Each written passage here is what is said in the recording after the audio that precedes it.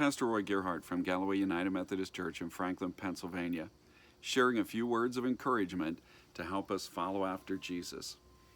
Well, this week, we're looking at the beginning of us, human beings. When did we begin? How did we get our start in this world?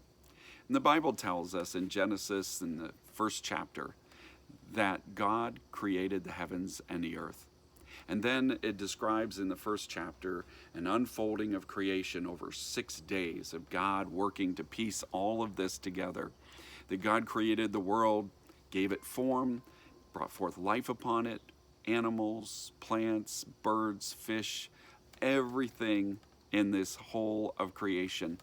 But on the 6th day, the final day of God's creation, he had one more element up his sleeve, one more thing that he wanted to do.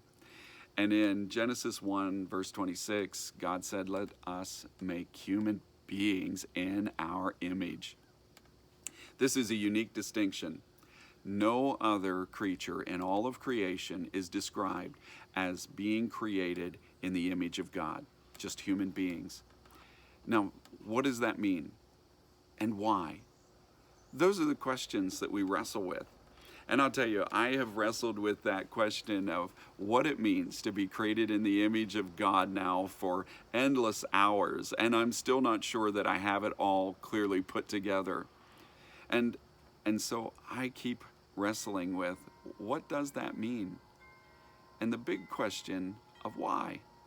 Why would God say, I want to create someone now in my image?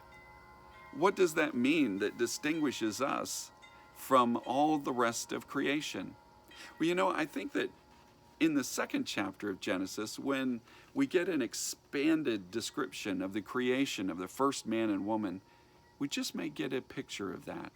We may, in fact, see in what God imparts into our lives to live out, what he is doing and why he is motivated to create someone in his own image. In Genesis 2, we see the very first human being created, and this is Adam, the first man. And Adam is able to associate with all of the rest of creation. He looks it over, names all of the living creatures in the world, but it says that for Adam, no partner was found. No one that he could share life with in a mutual partnership. So God said, this isn't going to work. We can't have this man alone. And so God created the first woman. And when Eve is brought to Adam, he is so thrilled. He says, finally, this is someone who is just like me. Bone of my bones, flesh of my flesh. And then he describes the kind of relationship that this empowers them to have. Adam said, for this reason, a man would leave his father and mother and cling to his wife, and the two will become one flesh. You see, what Adam realizes immediately is that he can share with Eve a partnership that has a mutuality in it.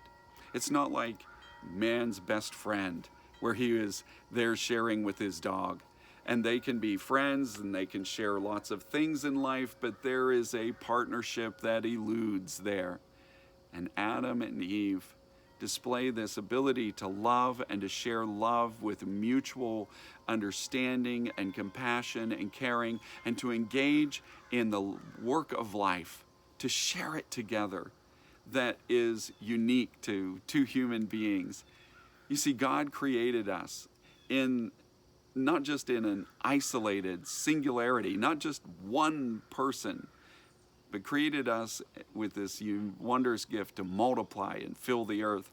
That was his instruction to them. Just go ahead, get out there and take command of life. Live in this world and lead it, rule over it. And so that he gave us the chance to know what he was up to. And what God seems to have been up to more than anything else was to create someone that he could love. Someone that he could love who would be able to receive that love and even reciprocate it. And so God said, I've got to create someone who is like me to share life with that kind of depth and meaning. And then he created us in a way that we could share that with each other. This is why in the Bible, the two greatest commandments are that we should love the Lord our God with all our heart, soul, mind, and strength, and to love each other as we love ourselves. This is what binds us together in the image of God.